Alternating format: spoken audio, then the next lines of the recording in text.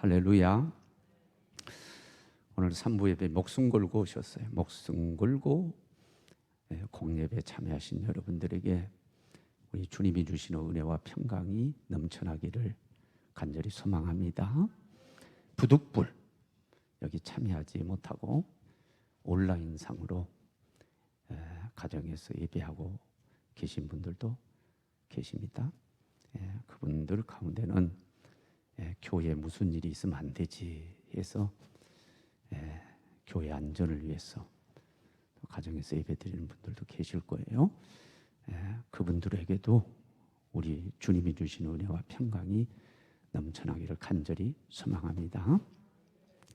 지난 화요일에는 수원에서 목회하는 동기 목사님을 뵀는데 경험담을 얘기해요.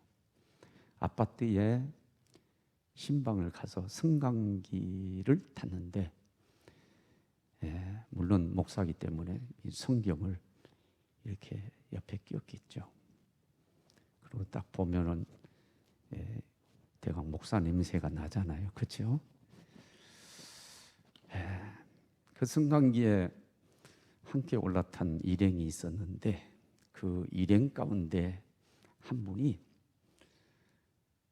아주 기분 나쁘게 쳐다보는 거죠. 그러더니 그냥 고개를 절레절레 이렇게 흔들고 벌써 느낌이 이 사람이 나를 혐오하는구나 하는 느낌을 받을 정도로 그런 태도를 취했다는 것입니다.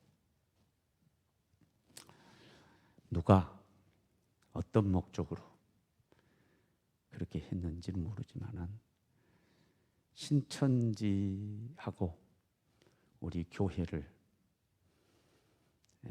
똑같이 보는 프레임을 짰어요. 그건 분명해요. 그래서 언론 플레이를 하고 여론몰이를 하고 그래서 우리 교회가 타격을 많이 입었고 그로 말미암아서 세상 가운데 우리 교회를 혐오하고 기독교인을 미워하는 그런 분위기가 만연돼 있습니다. 초등학교 다닐 때 선생님을 통해서 들었던 얘기예요. 사랑받는 아들이 있고 사랑을 못 받는 아들이 있는데 그 사랑받는 아들은 물론 사랑받을 만한 짓을 한 거죠. 예를 들자면 아버지 이부자리 속에 겨울에 먼저 들어가 따뜻하게 태워놓는 거예요. 사랑받지 못한 아들이 가만히 보니까 저 녀석은 왜 아버지 사랑을 저렇게 받지? 나도 사랑을 받고 싶은데 그걸 보고 나도 그렇게 해야지 해서 아버지 이부자리 속에 들어가서 데우고 있는데 아버지가 나타났어요. 호통을 치 이런 나쁜 녀석이 아버지 자리를 감히 넘봐? 그러면서 뭐 호되게 야단을 쫓아냈다는 거죠. 사랑받고 싶어서 그런데. 요즘 우리 기독교가 그런 입장에 처해 있지 않나 그런 생각이 드는 거예요. 수천 년 역사를 통해서 하나님의 영광을 올려드리고 사랑받고 칭찬받기 위해서 좋은 일들 많이 하고 그렇게 애를 썼는데 돌아보는 것은 혐오밖에 없고 미워하기만 하고 꼭 그런 것 같지 않나 그런 생각이 들어요. 저는 복지학 석사 과정을 했어요. 복지학 교수님 가운데 한 분이 그때 그런 얘기를 했어요. 그분도 기독교인이에요. 강림교회 권사님이셨는데 통계를 내보면 기독교, 천주교, 불교, 여타 종교 의료 사업을 하고 교육 사업을 하고 사회 사업을 하고 좋은 일들은 75%가 개신교 같다. 복지에도 그렇고 지금은 좀 달라질 수 있었는데 그때 그 얘기를 했어요. 이번 전염병 사태로 인해 가지고 정부와 교회가 마찰하는 가운데 정부에서는 전염병이 감염되지 않도록 하게 집단 감염을 막겠다고 교회에 들어오고, 교회에서는 이거 사찰의 시작이다. 그러면 긴장이 있었죠. 천안에서 목회하는 한 목사님이 시청 직원하고 통화한 내용이 있었어요. 그 가운데 목사님이, 아니 교회가 무슨 나쁜 짓을 했습니까? 교회가 무슨 신천지하고 똑같아요. 퍼센테이지로 따져도 교회에서 별로 일어난 게 없는데 그것을 막 언론에서 확대시키고 그래가지고 지금 교회가 어렵고 그러는데 이렇게까지 해야 되느냐. 그러면서 그 공무원이 예수 안 믿는 것 같아요. 일례로 서해안 기름 유출 사고가 일어나가지고 서해안이 다 오염이 됐을 때 그 기름때를 닦겠다고 사람들이 가서 봉사하고, 그게 뭐 세계적으로 이슈가 됐죠. 그때 거기서 봉사하는 분들의 75%가 교인들이에요. 교회가 나서서 그러냐. 그거 아시냐고. 그게 아시냐고. 교회가 수천 년 역사 가운데 뭘 나쁜 짓을 했습니까? 하나님의 영광 드러내고 사람 영혼을 구원하기 위해서 떡을 주고 빵을 주고 갖가지 좋은 일들을 하고 지금도 하고 있는데, 그럼에도 불구하고 혐오해요. 그래도 미워해요. 도대체 이게 뭐냐 이거예요. 여타 종교에서는 언론인들하고 관계를 맺고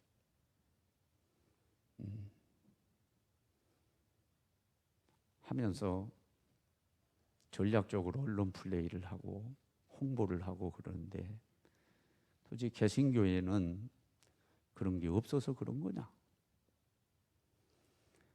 아니면 전략이 없어서 도대체 그러는 거냐? 이유가 뭐냐?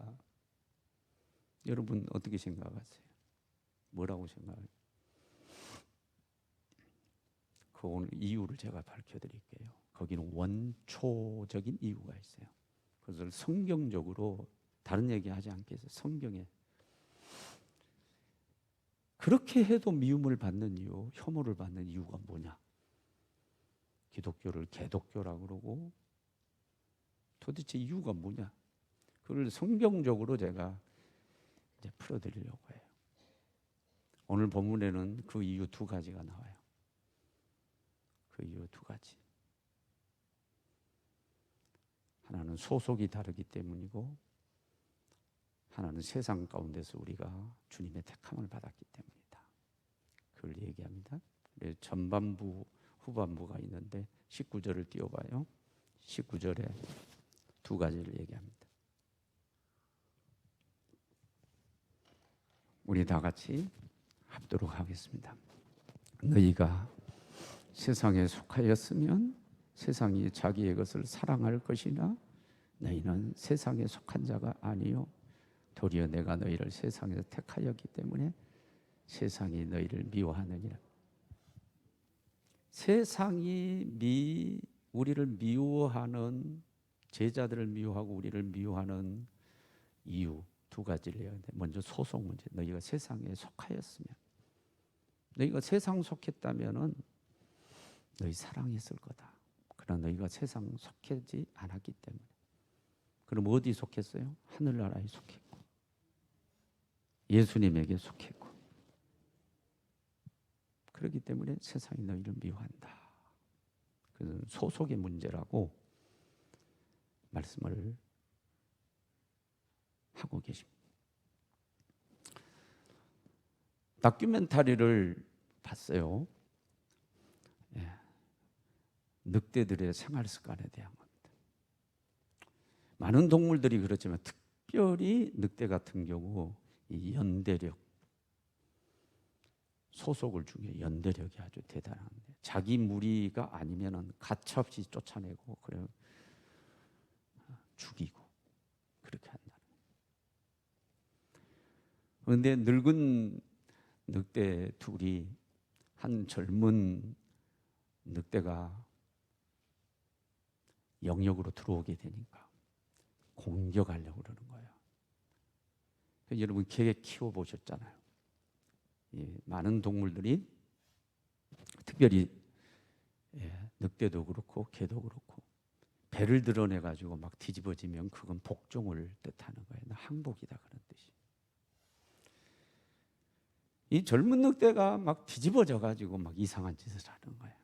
그러니까 나레이터가 얘기하는 거예요. 이게 지금 예골복권 나 받아줘, 나 봐줘 하면서 지금 예골복권을 하고 있다는 거죠. 결국은 공격을 멈추고 순해졌어요. 그러니까 또 나레이터가 하는 얘기가 아마도 어렸을 때 새끼인 걸로 냄새를 맡은 것 같아요. 냄새를 맡은 것 같아요. 아는 것 같아요. 결국은 받아들이고 공격 멈췄어요. 그리고 나니까 이 젊은 늑대가 한쪽을 하는데 거기 보니까 새끼들을 숨겨놨어요. 또 나레이터가 자기 새끼들을 보호하기 위해서 새끼를 살리기 위해서 저렇게 어미가 저렇게 애걸복걸 했군요. 이제는 이 새끼들의 할아버지 할머니가 됐군요. 이제 살게 됐습니다. 어디에 소속되어 있느냐, 이것은 여러분 동물의 세계에서 매우 중요한 거예요. 자기 소속이면은 보호해주고 사랑해주고 하는 거죠. 그러나 자기 소속이 아니면 가차 없어요. 공격하고 죽이기까지요. 동물의 세계가 그렇죠. 생물학적으로 저와 여러분 우리들도 동물의 범주에 들어갑니다. 우리도 짐승의 본성이 있어요. 우리에게도 똑같이 뭐냐면 소속을 중시하는 게 있어요. 어디 소속이? 지금은 전염병 사태로 그게 더 확연하게 드러나고 있습니다. 동양인이냐 서양인이냐. 서양 사람들이 동양인들을 지금 어떻게 취급합니까? 차이니스. 중국 사람들로 그렇게, 한국 사람도 그렇게 보는 거예요. 저 바이러스 가졌다고 생각하는. 그래서 신문을 보니까 동양 사람이 당했는데 마스크를 쓰니까 썼다고 패고 마스크를 벗으니까 마스크 벗었다고 또 때리고.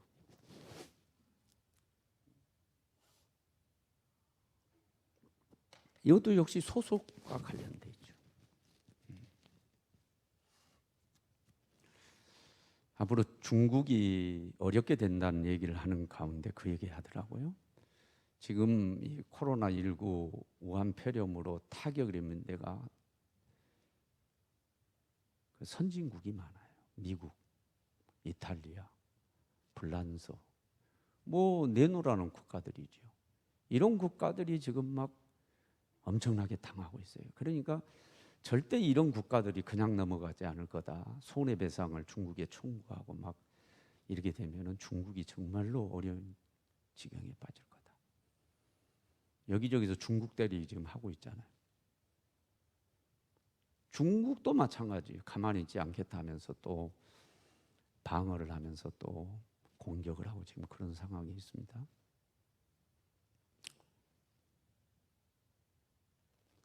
우리나라 조그만 나라인데 정말로 뭐 브라질이나 뭐 이런 나라에 보면, 미국 이런 나라에 보면 정말로 작은 나라죠. 물론 싱가포르와 같은 나라도 있지만 이 같은 공동체, 국가 공동체 안에도 또 보수 진영, 진보 진영 또 이렇게 나눠져 가지고 당을 만들어 가지고 소속이 어디 있냐에 따라서 얼마나 서로를 미워하고 서로를 공격하고. 여러분 인터넷 보세요. 한쪽에서는 대깨문이라고 그러고 한쪽은 보수 꼴통이라고 그러고, 예. 보수가 연쇄 잡음들이 많으니까 틀딱이라고 그러고, 이 틀니 얘기하는 거죠. 이게 틀니를 이게 씹으면 딱딱딱 한다고. 자기 부모 없을까요? 저는 전라도 출신입니다. 나로도가 고향. 지금 전체적으로 선거 결과도 나왔잖아요. 다 민주당이잖아요. 모조리.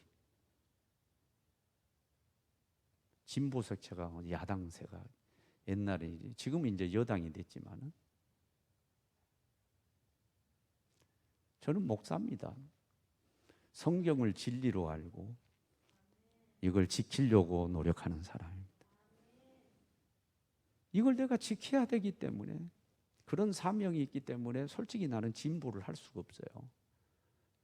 이거 지켜야 되잖아요. 기독교 전통도 지켜야 되고.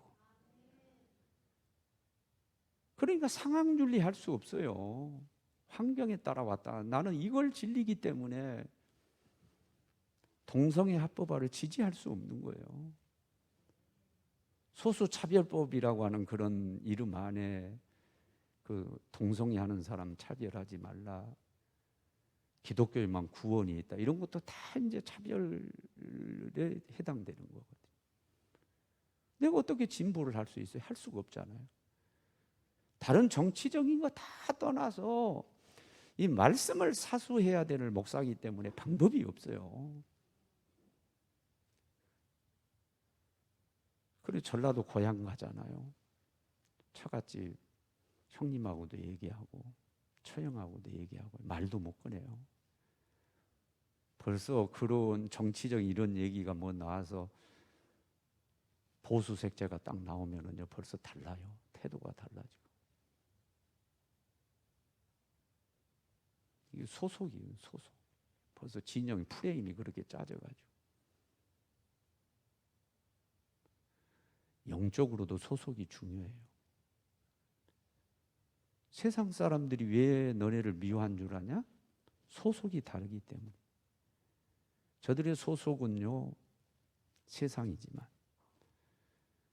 예수 바로 믿는 사람들의 소속은 하늘나라가 소속이고,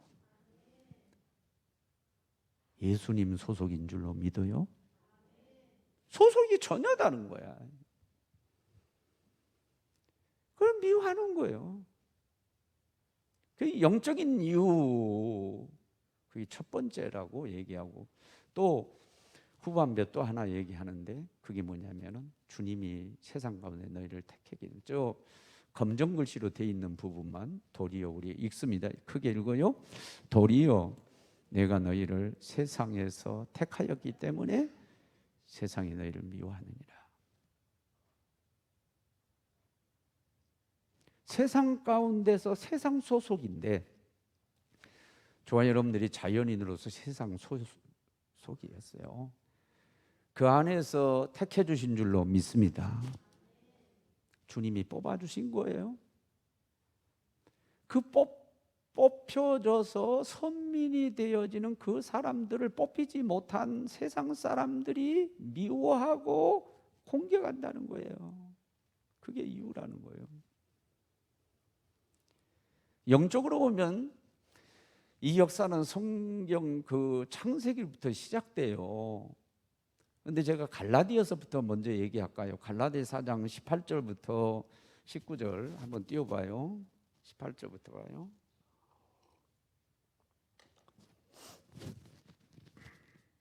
우리 합독해요. 읽습니다.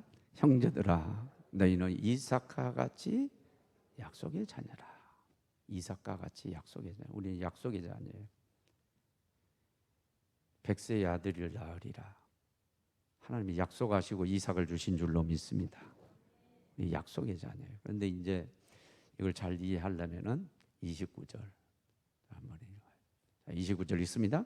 그러나 그때의 육체를 따라 난 자가 성령을 따라 난 자를 박해한 것 같이 이제도 그러하도다.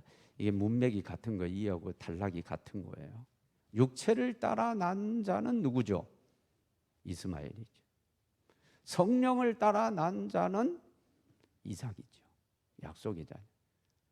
이스마엘은 약속의 자녀가 아니죠. 하나님의 언약으로 난 자녀가 아니죠. 그 육체를 따라 난 자 이스마엘, 성령을 따라 난 자 이삭. 약속의 자녀 성령을 따라 난 자를 육체를 따라 약속 없이 난 인간의 방법으로 난 이스마엘이 박해하고 비판돼. 실제로 그랬죠. 그리고 결국은 이스마엘을 광야로 내쫓아야 됐죠.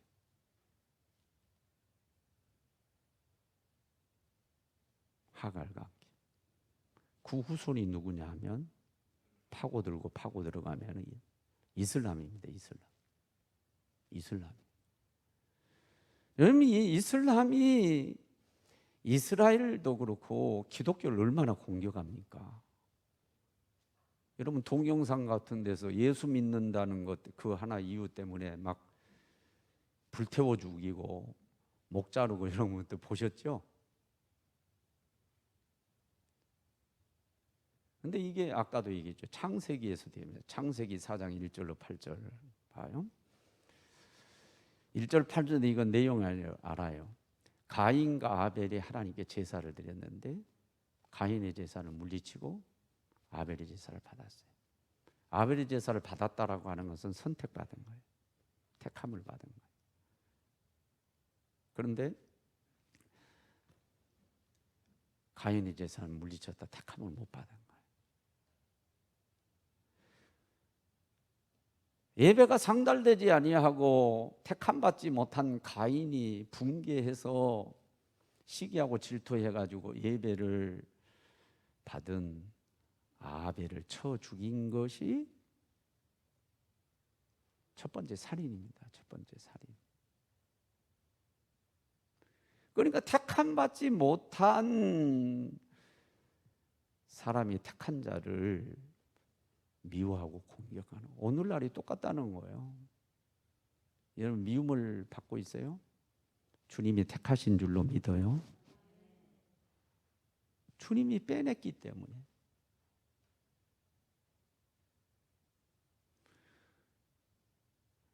야곱의 아들들이 있는데 그 아들 가운데도 요셉을 딱 빼내잖아요. 왜? 이스라엘을 구원하기 위해서. 또 요셉이 얼마나 형들의 미움을 받아요. 그렇죠? 팔려가잖아요. 똑같다니까. 오늘 영적으로 보면 우리가 세상 사람들한테 미움을 받는 이유, 첫 번째 소속이 이 세상이 아니기 때문에, 하늘나라기 때문이고, 두 번째는 뭐예요? 세상 가운데서 뽑혀서 나왔기 때문에.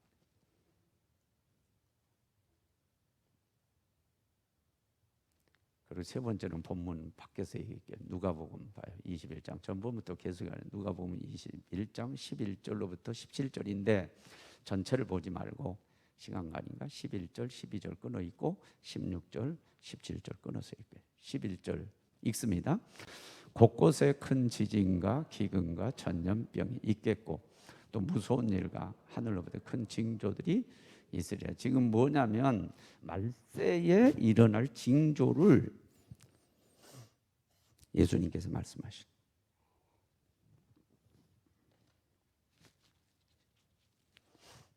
유심 보시기 바랍니다. 12절 읽습니다. 이 모든 일 전에 내 이름으로 말미암아 너에게 손을 대어 박해하며, 박해입니다. 해당과 옥에 넘겨주며 임금들과 집권자들 앞에 끌어가려니와. 자, 박해가 나왔습니다. 그리고 이제 16절 17절 봐요. 읽습니다. 심지어 부모와 형제와 친척과 벗이 너희를 넘겨주어 너희 중에 몇을 죽이게 하겠고 17절 또 너희가 내 이름으로 말미암아 모든 사람에게 미움을 받을 것이나. 거기 그대로 띄워둬요. 정리를 해봅시다. 예수님께서 직접 말씀하세요. 말세 징조.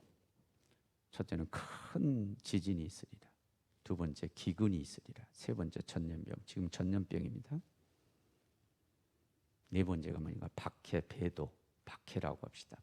하나로 묶어요. 다섯, 마지막이 뭐냐? 미움받는 거예요. 여기 있잖아요. 다시 17절을 크게 읽습니다.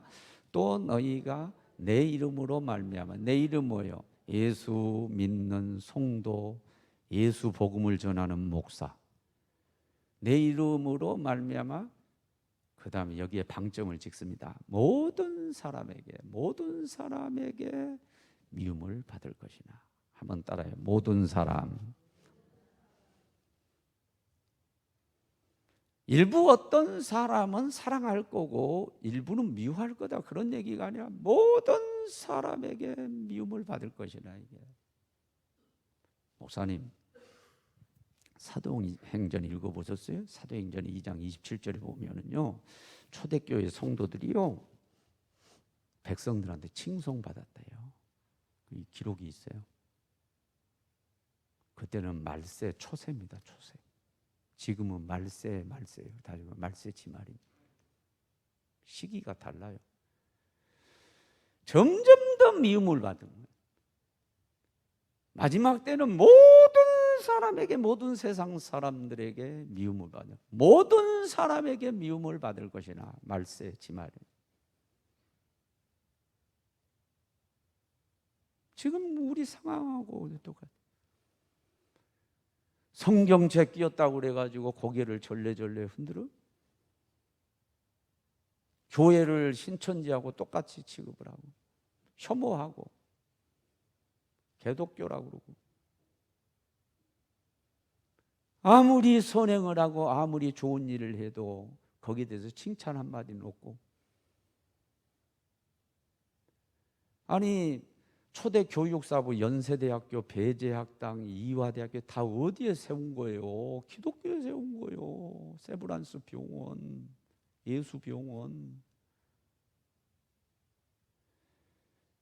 우리 근대사, 아니 우리 역사에 얼마나 중요한 발자취, 얼마나 중요한 일들을 했냐고요. 지금 칭찬하냐고요. 거기에 대해서 감사하게 생각하냐고요. 모든 사람이 미워하는 거예요. 이제는 어디 가서 목사 명함을 못 읽겠어요. 어디 가서. 우리 후진들에게 너 목사 되라고 하는 말을 하기가 어려워졌어요. 이제는.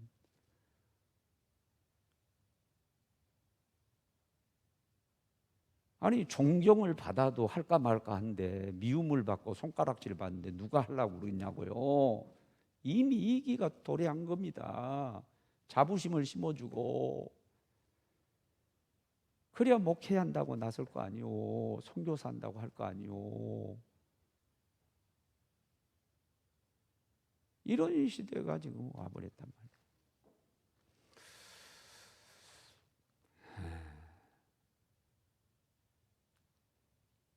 모든 사람이에요.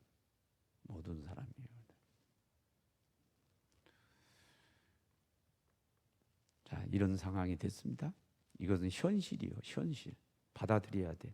따라해요. 현실이다. 현실이잖아. 지금. 저도 느끼고 여러분도 느끼고, 저는 더 심각하게 느껴요. 하나님 앞에 기도해. 하나님, 정말로 사명이 아니라면 하나님 나 데려가 주세요. 이쯤 했으면은 나 차라리 하늘나라 가고 싶어요. 하늘나라. 마음이 괴로우니까. 마음이.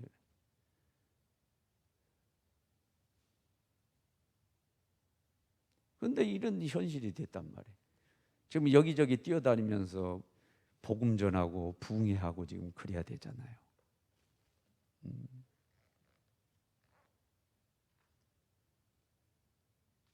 자, 이런 현실 앞에서 우리의 대응, 우리의 반응은 어떻게 해야 되냐? 오늘 제목 그대로입니다. 이 제목을 내가 쓸까 말까 하다가 결국은 썼어요. 사람들에게 사랑받는 것을 포기하라.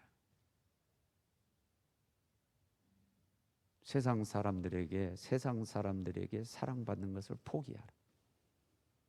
아니, 목사가 무슨 저런 설교를 하냐? 사랑받아라 그래야지.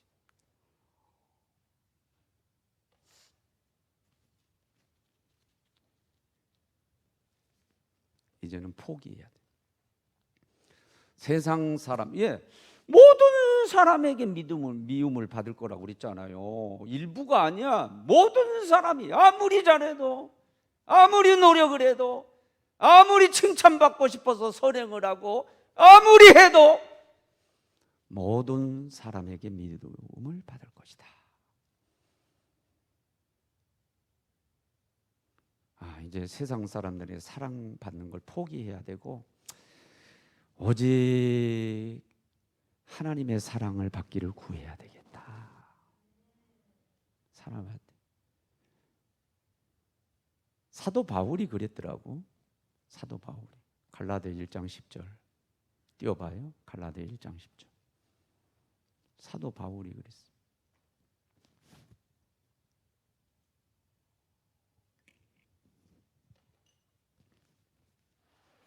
우리 다 같이 합독합니다. 이제 내가 사람들에게 좋게 하랴, 하나님께 좋게 하랴, 사람들에게 기쁨을 구하랴. 내가 지금까지 사람들의 기쁨을 구하였다면 그리스도의 종이 아니니라. 물론 우리가 좋은 환경, 좋은 상황 속에서는 이왕이면 하나님도 기쁘게 해드리고 사람도 기쁘게 하고 그러면 얼마나 좋겠어요. 또 그래야 되고. 그러나 지금처럼 말세지말이 된 지금 이런 상황에서는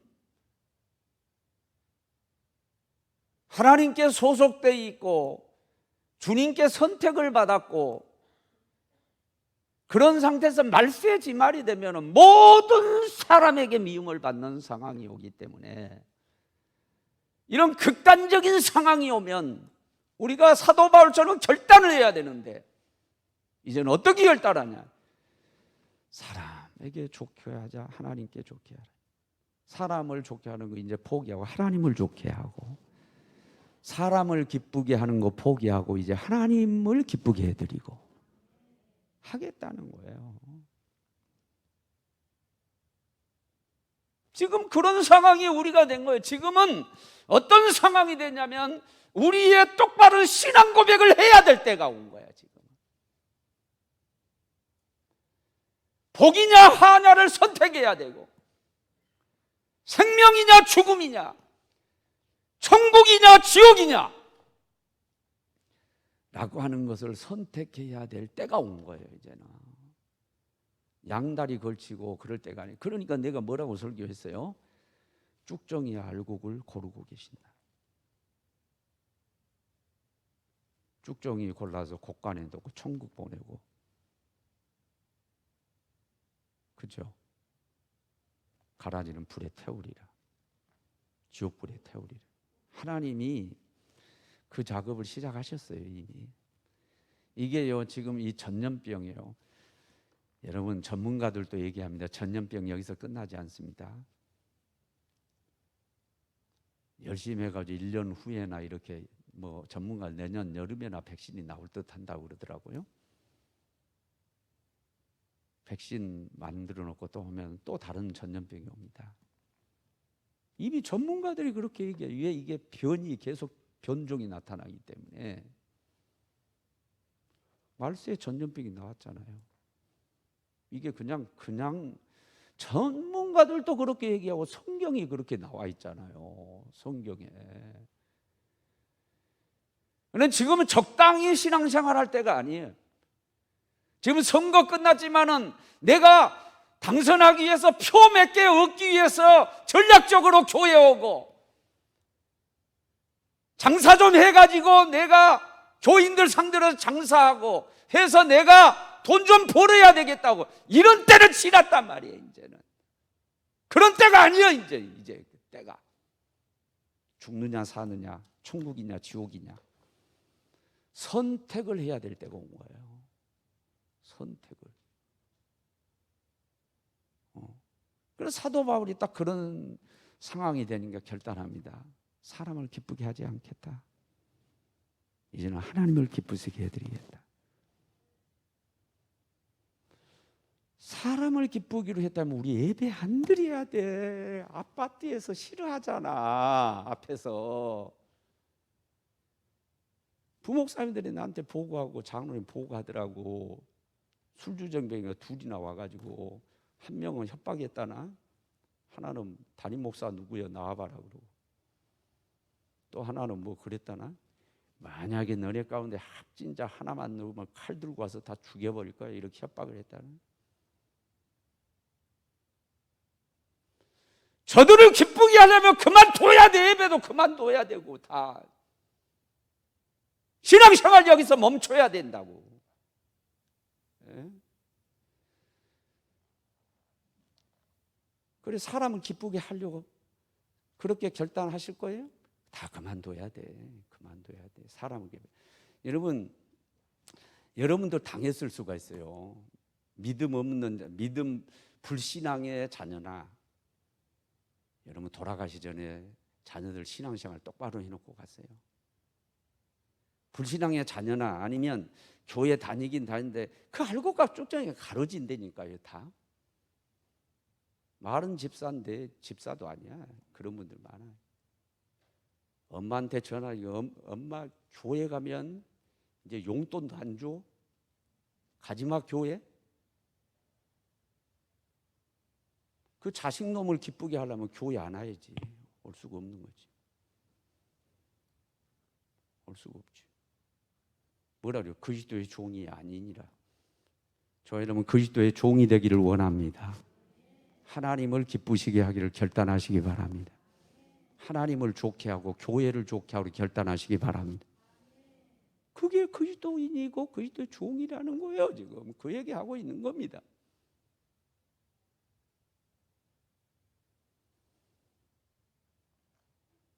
지금 사도 요한이 예수님의 이 말씀을 옮겼죠. 사도 요한은 어떤 사람이에요? 사도 요한은 그 요한복음에서 보면 자기 자신을 숨기면서 뭐냐면 예수님의 주님께 사랑받는 제자라고 그랬어요. 사도 요한은 사랑의 사도인데 사랑을 많이 받았기 때문에 사랑의 사도가 된 거예요. 사랑 받을 줄 알아야 사랑도 하는 거예요. 그리고 표현을 그렇게 했어요. 그리고 사도 요한 여러분 아시죠? 레오나르도 다빈치가 최후의 만찬을 그렸는데 거기 보면은 예수님이 가운데 계시는데 예수님 곁에서 이렇게 딱 기대고 있는 사람이 누구냐면 사도 요한이요.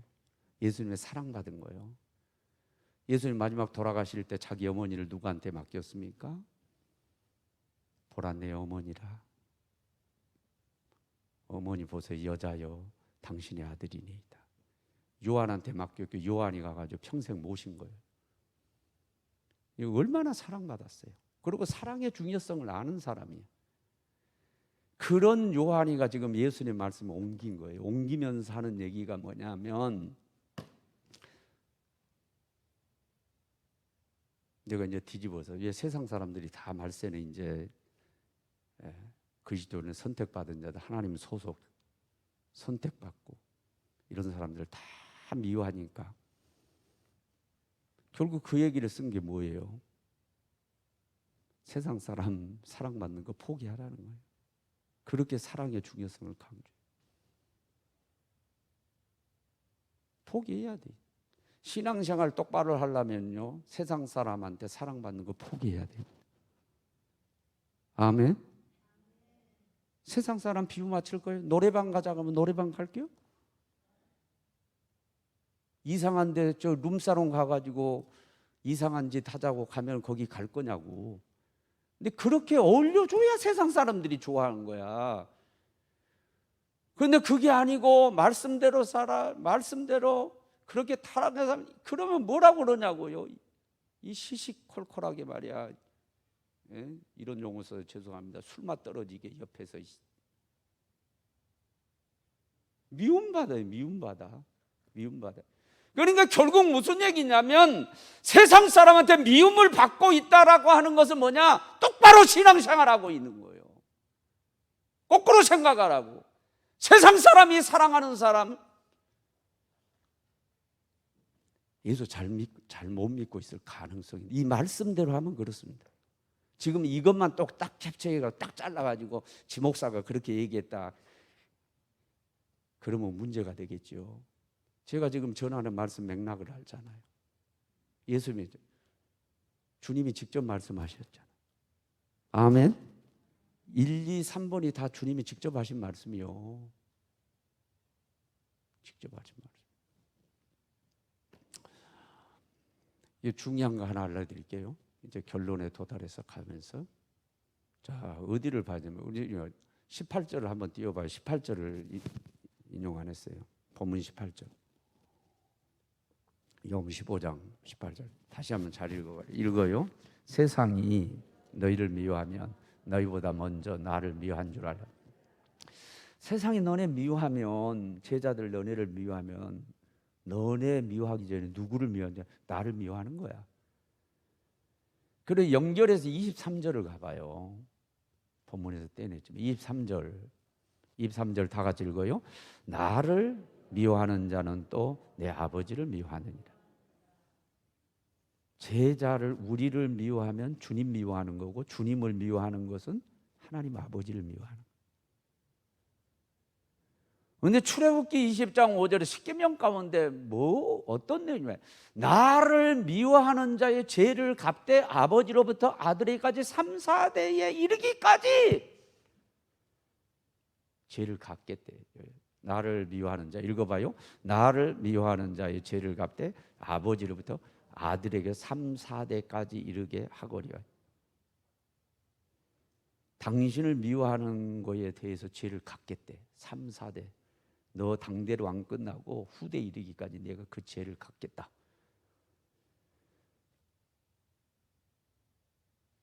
그렇게 말씀해요.